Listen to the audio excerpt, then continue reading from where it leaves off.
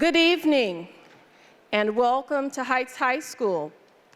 I am Elisa McKinney, and this year I'm going to serve as the principal.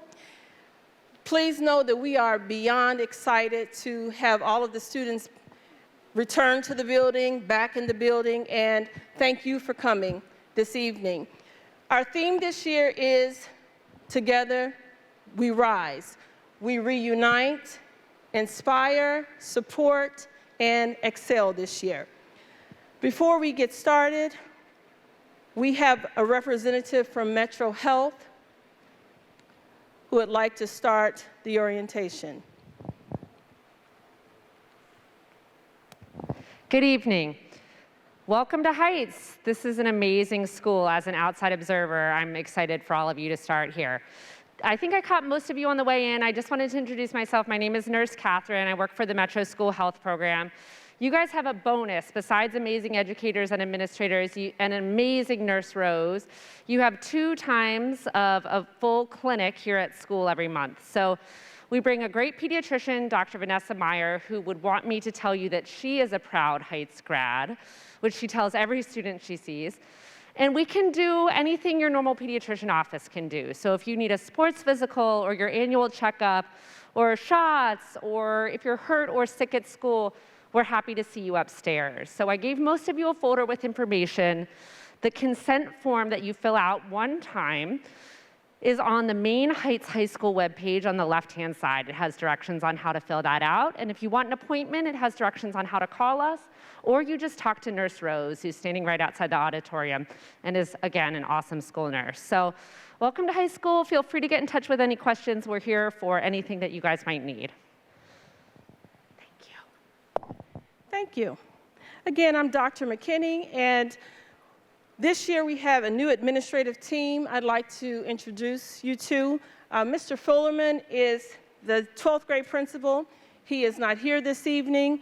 We have Mr. Brandon Towns, who may be in the back. I'll have him to come forward. We have Mr. Taylor Smith, who is the 10th grade principal, and we have James Dubsky, who is the 9th grade principal.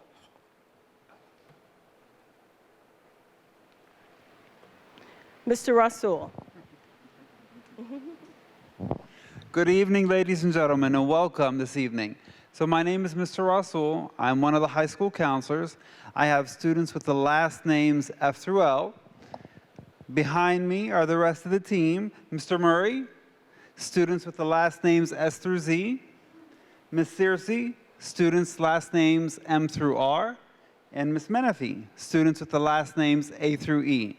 So if anyone ever needs anything, you come to the guidance office, see your counselor. And we'll get into more detail about the different things that we do here later on in a minute. We also have Ms. Blockson. I know some of you may know her. Maybe you have siblings that have attended here. She's actually one of our college support folks here in the building. But we have plenty of folks that also do the same kind of work. We also have our social workers. We have 2 social workers in the building. They work with all grade levels. Ms. Craig works with 9th and 11th graders, and Ms. Daddis works with 10th and 12th graders. So their primary responsibilities include social emotional issues and attendance. Thank you.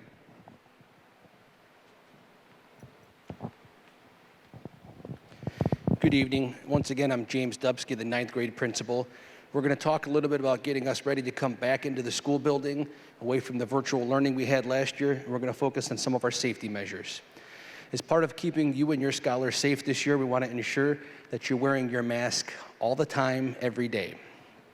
Additionally, as we've heard several times over the past year, I'm sure you've all heard, encouraging plenty use of hand sanitizer and thorough hand washing throughout the day.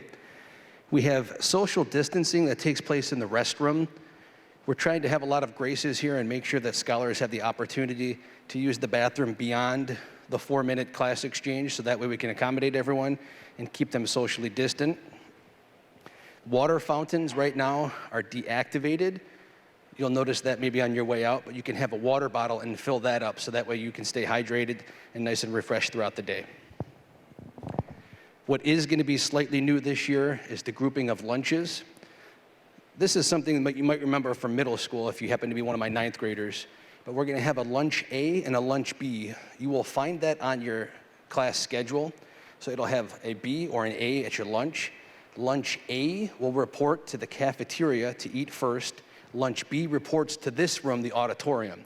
This way we can have half of our population socially distant, safe in the cafeteria, while the other half is socially distant, safe here in the auditorium. And then at the midway point, we'll switch. Okay, our head of security, Mr. Waters, couldn't be here this evening, so as part of our security scoop, again, with the intent of returning to the building to as much normalcy as we can, we do want to make sure that safety is a priority. All students must wear their student IDs daily. I know I've already talked to several 9th graders today that came to orientation. We had too much of a logjam to get our ID pictures taken. We'll have the opportunity to take that on the first day of school, but once you have your ID photo taken, everyone, including staff, has their ID with them at all times, so that way we can make sure that we have proper identification of students.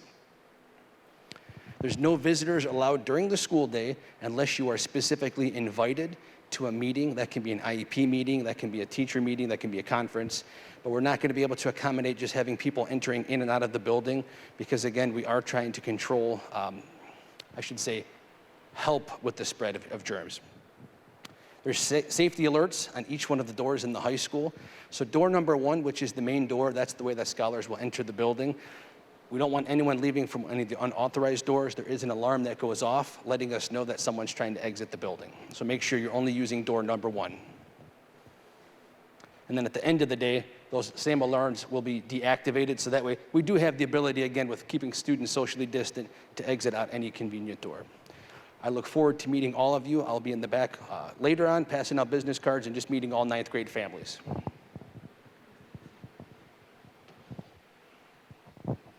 Good evening, everyone. I'm Ms. Searcy.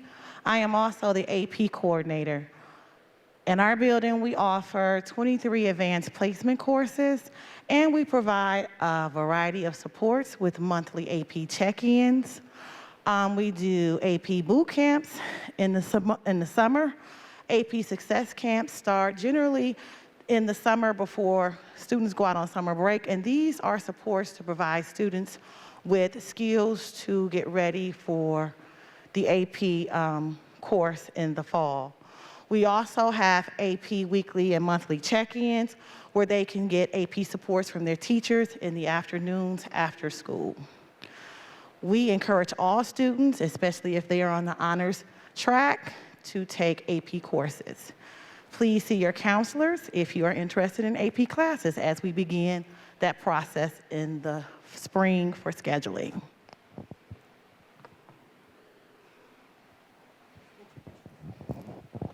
Good evening.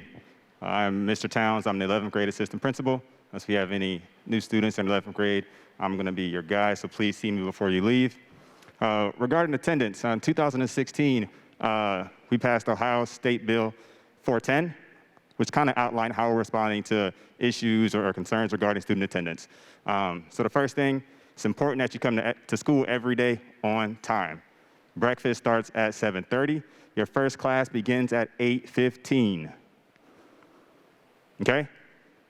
School starts at 8:15. If you want to come for breakfast or come in at 7:30, make sure you're on time to school and on time to class. The way that we're kind of tracking attendance now is not by the day, it's by seat time. Okay, so it's really important for all of our students, all of our parents, to make sure you're aware of that. If you have a concern or your student is going to be absent, it's important that you call the attendance for your grade level as soon as possible. That can be the day prior if there's a doctor's appointment. That can be in the morning if you find out that your child is not feeling well. Make sure you call the attendance line. So a lot of 9th graders in here, 320-3171. So make sure you put it in your phone, 9th grade attendance. If you're 10th, 11th, and 12th, make sure you get the corresponding phone number. This is a closed campus, so from the time you get in to the time you leave, you're expected to be in the building. No one leaves, no one enters, and next.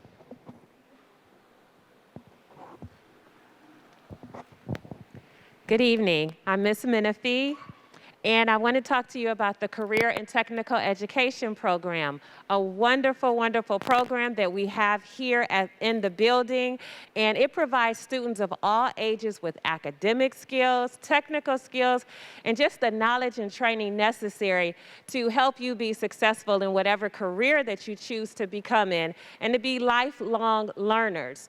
We have 23 CTE programs here, and we are in a consortium with 5 other school districts. So it's 5 districts in our consortium with 23 programs that are offered. We just encourage you, if you're interested, talk to your counselor. We have a variety of programs and a variety of different experiences that you would have the opportunity to become a part of.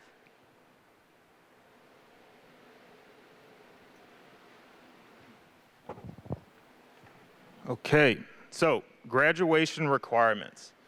Everybody is going to be working towards fulfilling these requirements by the time they are seniors. Now, many of you I've spoken to maybe have already been working on your credits. Maybe you've earned a math credit already in middle school or a foreign language credit, but if not, that's okay.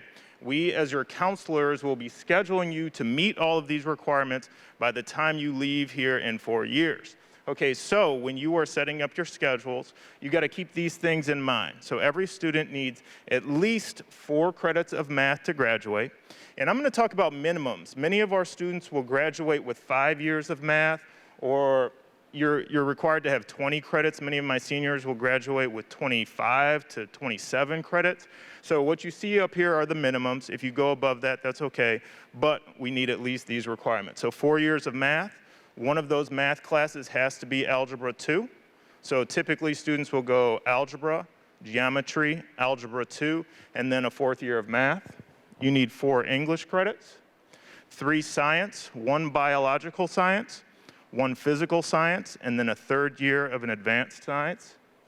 You need 3 social studies credits. These are world history, so many of you that are freshmen in here will see world history on your schedule. Then you need American history and government, and then we're going to encourage you to take a 4th year of science and social studies. Okay, so you see the minimums, but when you're sitting with your counselor and scheduling that senior year of classes, we're going to encourage you to take another year of the science and social studies. You need 1 semester of health, and then a half a credit of phys ed. Okay, so this one is kind of weird because each semester of gym is worth 0.25 credits. So many times people see that you only need a half a credit of gym and think that you only need 1 semester. In actuality, you need a full year of gym. Now, that credit can also be earned through the PE waiver. So if you're a student that plays a sport, you can apply for a PE waiver. If you play 2 seasons of a sport and get granted the waiver for each season, then you do not have to take gym. So if you're a freshman right now and you have gym on your schedule, I encourage you to take it. Then you're going to knock out that graduation requirement. But if you know that you're going to play a sport for 2 seasons, then you can fulfill that requirement in that way. And then 5 elective credits. So on your student schedule, you'll see that they have math, English, science, and social studies, lunch, and then 3 periods of elective classes. So these can be a foreign language, they can be music, they can be art. You will fulfill those 5 elective credits by the time you graduate. If you have any questions, feel free to talk to your counselors. Yes, Ms. Lewis.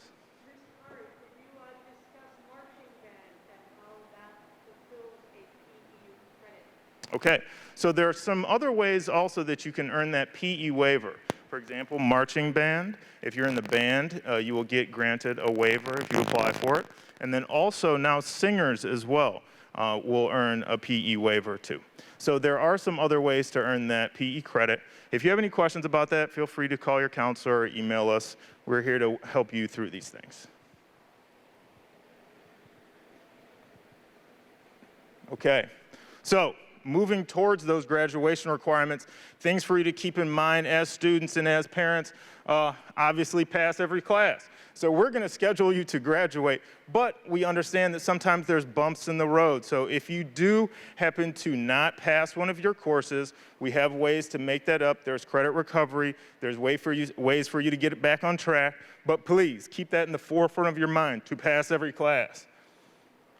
Each semester is worth 0.5 credits for the majority of the classes. Like I mentioned, gym, the credit is a little bit different, but your math, English, science, and social studies, art, music, all of those will be worth 0.5 per semester. So for example, semester 1 of English, you'll earn a grade, earn your 0.5 credit. Second half of the year, you're gonna earn a grade and earn that other 0.5 credit, giving you 1 full credit for the year.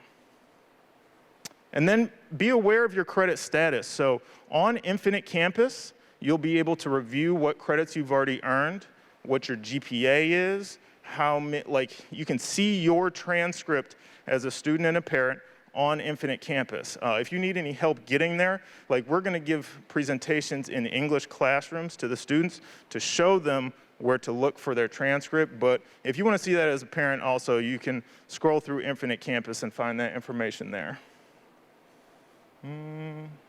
And then participating in enrichment and intervention programs. So we like to think of the student as a well-rounded individual. Like when you're applying to colleges, it's great if you have a strong GPA, strong test scores, but they also want to see what other things you've done in high school. So think about volunteering for things, think about joining our clubs, our extracurricular stuff. There is a million things going on here at the high school. So students, listen to the announcements. If something sounds interesting to you, go try a club, join student council, do these things so that when you apply to post-secondary institutions, they see that you are more than just a strong student, that you are also social, that you're an athlete, that you can do these different things. So there are so many things that will be open to you in these next 4 years. Try and take advantage of them. Who is this?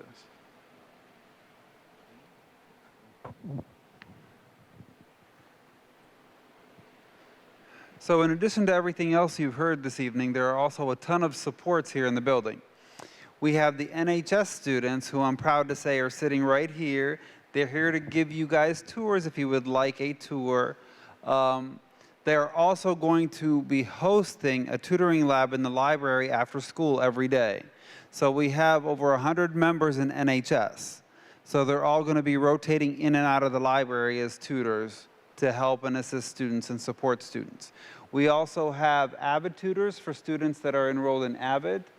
And we're also going to offer some virtual tutoring. So more information to come about that. But again, the building is full of supports for students in many different ways.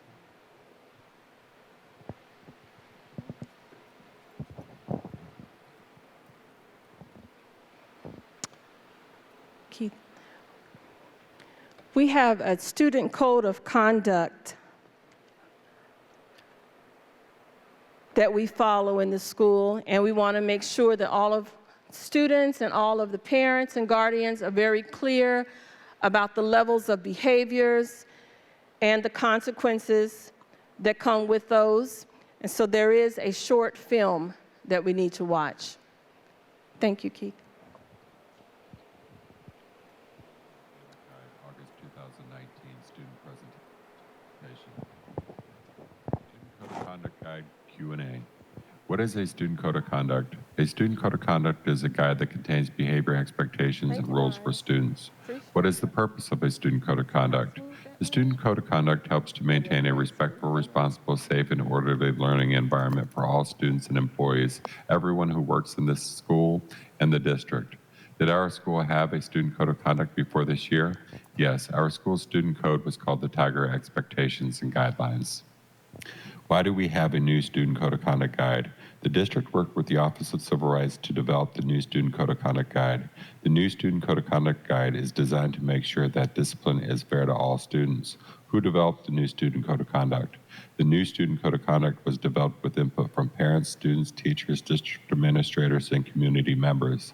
Does the new student code of conduct address every possible conduct or behavior issue? No. The school staff will use their best judgment and discretion if this happens. Will my parents or guardians have a copy of the new Student Code of Conduct Guide? Yes. The new Student Code of Conduct Guide is available at the CHUH homepage via the Student Services link, and this information will be shared with parents. Will my parents and guardians be expected to review the new Student Code of Conduct Guide? Yes, your parents and guardians will be asked to review the new Student Code of Conduct Guide with you at home and sign and return to school the Student Certification Guide form. Is the new Student Code of Conduct based on positive behavior supports and interventions? Yes, we believe students would choose to demonstrate positive behaviors when taught those behaviors. Student Code of Conduct Guide's contents and overview. The new Student Code of Conduct Guide has overarching district and school expectations called the Tiger Expectations. Tiger Expectations are be safe, be respectful, be responsible. Be safe means to know and follow all school rules and classroom rules for keeping you and others safe. Be on the alert for any condition that might put you or others in danger. Provide an appropriate amount of personal space to others. Inform a staff member immediately if you feel you are being mistreated by another student. Inform a staff member immediately about any safety threat you become aware of. Be respectful means to know and follow all school rules and classroom rules for respecting the rights of others. Use your inside voice when entering and exiting classrooms, cafeterias, and other places. Use school-appropriate language at all times. Cooperate with teachers, other staff, and students, and follow directions when they are given. Care for the school property and that of others as if it were your own. Be responsible means to know and follow all school rules and classroom rules for doing your best in each class or activity. Attend school regularly and arrive at classes or other school destinations on time. Do your best to participate in all classes and earn grades or credits fairly. Accept responsibility for your actions. Protect your personal belongings at all times. Personal belongings are the responsibility of the student or parent and guardian and are not covered by the district's insurance policy in case of loss or theft. Note, all students are also expected to follow the classroom rules established by teachers, coaches, activity advisors, and other school personnel. These will be provided to students at the beginning of the school year or when they are enrolled and may be posted in each classroom or locations. Students have the following responsibilities: taking advantage of the opportunity for an education, demonstrating respect for the law and those persons in authority, complying with school rules, respecting the rights of others, maintaining classroom environments that allow the following: teachers to communicate effectively with all students the opportunity to learn. Students can expect to be free from discrimination at school, to have an opportunity to receive an education, to have equal access to the educational program, rights to freedom of speech, expression, and association as appropriate for the school environment, to exercise the right to freedom of the press except where the material in publications is libelous, slanderous, obscene, or prejudicial, to be free from cruel and unusual punishment, to be free from unreasonable search and seizure or your persons and property and to a reasonable degree of privacy, to be able to organize a student government, to conduct meetings, to elect officers and representatives, and to petition the board, to be afforded an appropriate due process in disciplinary matters, including additional considerations under federal law, state statute, and board policy for students with disabilities or disabling conditions, to exercise the option of assuming authority over those school matters previously handled by their parents and guardians at the age of majority. Student Code of Conduct Guide contents. The new Student Code of Conduct Guide has 4 basic components: disclosure notices and student due process rights, code violations, resolution discipline options, behavior management plan grid. Component 1, disclosures and notices, include establishing the code violation, verifying the code violation, resolving code violations, and other notices related to code violations. Component 2, code violations. Class 1 code violations are minor misconduct. Class 2 code violations are moderate misconduct. Class 3 code violations are major misconduct. Class 4 code violations are extreme misconduct. Ranges of behavior include minor and major. Minor, a brief or low intensity of behavior, and major, an ongoing high intensity of behavior. Component 3, resolution options. There are 20 resolution discipline options that will be taken in response to a code violation. 9 positive actions and 11 conventional consequences. 9 positive actions include agreement or plan, conference, homeschool partnership, mentoring or mediation, referral for services, reteach expectations, timeout, at-risk group, alternative education. 11 conventional consequences include academic penalty, detention, in-school restriction, property confiscation, restitution, schedule change, service penalty, student privileges denied, suspension, expulsion, and permanent exclusion. Component 4 is the behavior management plans. It's a 2-page behavior management plan that includes all code violations and all discipline options. Let's take a closer look at the behavior management plan. The code violations are listed vertically in the red box, and the resolution options are listed horizontally in the red box at the top. Does the new Student Code of Conduct Guide address every possible conduct or behavior issue? No. It is important to note that the Student Code of Conduct is not an all-encompassing document and occasionally may not address every imaginable conduct or behavior issue involving students. Student personnel will use their best judgment and discretion in managing such cases. Review the Student Code of Conduct Guide at home. Your parents will be asked to review the new Student Code of Conduct Guide with you at home. The new Student Code of Conduct Guide will be posted throughout the school and reviewed at least annually. The new Student Code of Conduct is available to students online via the CHUH Student Services link.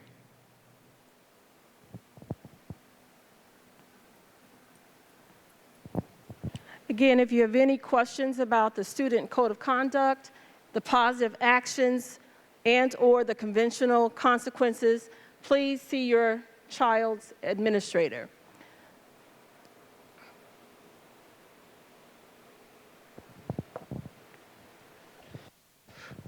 My name is Taylor Smith, 10th grade principal. So going back to academics, we want you to take an active role in checking grades and making sure that there are no surprises when report cards come, right? Because that's what we don't want to see.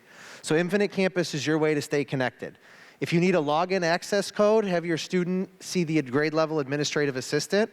And on Infinite Campus, you can check assignments and communicate with teachers, but know that the purpose of Infinite Campus and the purpose of all of us being here are to help your students be successful. Thank you. And the biggest thing to remember is that we are all here to help your child be successful. Every Friday, we try to be a school full of spirit. It's Tiger Nation Day. So we do wear, if you don't have Tiger Nation paraphernalia or gear, Black and Gold Day. Staff and students. As Mr. Towns and Mr. Rasul mentioned, we have a plethora of sports and activities and clubs. There is something at Cleveland Heights High School for every student. We will be putting out clubs and advisor information probably by curriculum night, and that is September 2nd. More information to come. We will also have a table for sports and athletics for those who are interested. But try to get involved in school. It makes your high school experience memorable, and that is what we wish for all of your students. As the counselors are headed to their offices to prepare for those who want to speak with them quickly, I just want to remind all the students, grades 9 through 12, be yourself at high school, focus on your goals, always make good decisions. If in doubt, seek out an administrator. You have any of the administrators here, you have your guidance team, you have social workers, and above all, we have trusted adult, your teachers you see every day. Use your time wisely. If you are 9th and 10th grade, you received a planner during your orientations so that we can help you to keep and stay organized. If you're an upperclassman, all you need to do is ask. We do have planners for our students.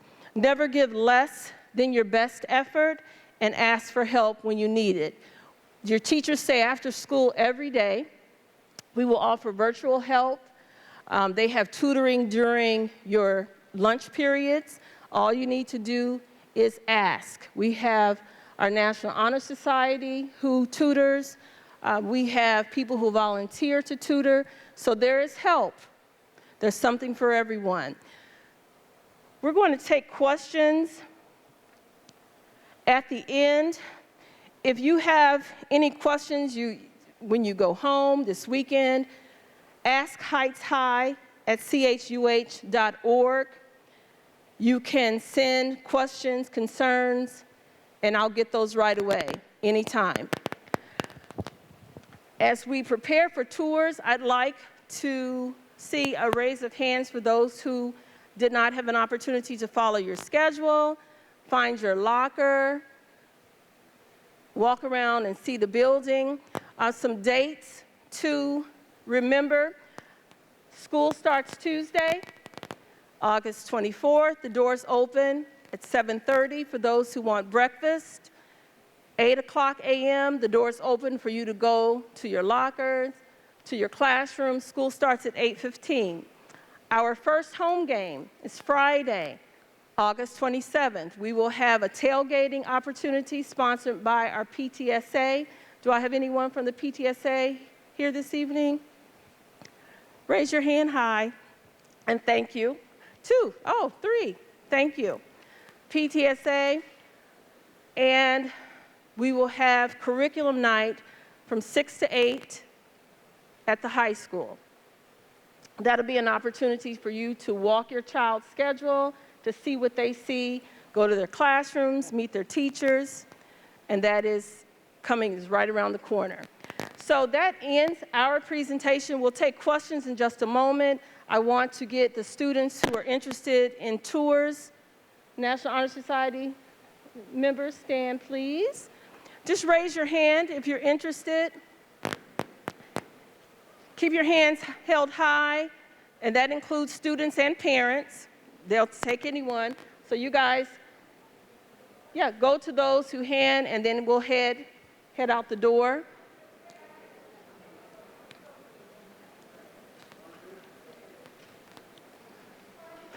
There are several over here to my left.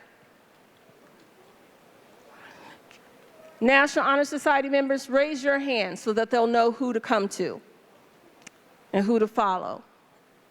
Again, thank you guys so much for coming out this evening. If you have questions, your guidance counselors have headed back to their offices, which are right outside the auditorium. The administrative team and I will be here. We're excited about the first day of school and excited to serve your children this year. Thank you.